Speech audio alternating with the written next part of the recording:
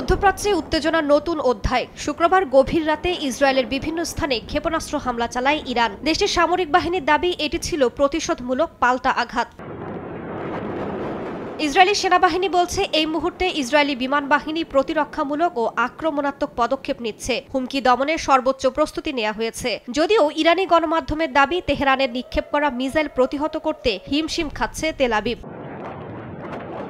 ইরানের রাষ্ট্রীয় টিভির দাবি উত্তর পশ্চিমাঞ্চলের সালমাস সীমান্তে আকাশে দেখা যায় ইসরায়েলি ড্রোন। সীমান্ত লঙ্ঘন করায় সেগুলো গুলি করে নামানো হয়। ইরানি সামরিক সূত্র বলছে তাদের আকাশসীমা লঙ্ঘনের জবাব যথাযথভাবেই দেয়া হচ্ছে।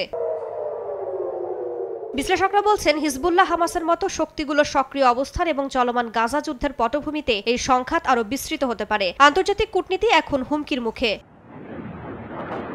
যুদ্ধের দামামা এখন শুধু গাজা নয়, ছড়িয়ে পড়ছে আরও বিস্তৃত অঞ্চলে। তেহরান বলছে তাদের সব প্রতিক্রিয়ার জন্য প্রস্তুত থাকতে হবে, আর ইসরায়েল বলছে যে কোনো মূল্যে তারা রাষ্ট্রের নিরাপত্তা নিশ্চিত করবে।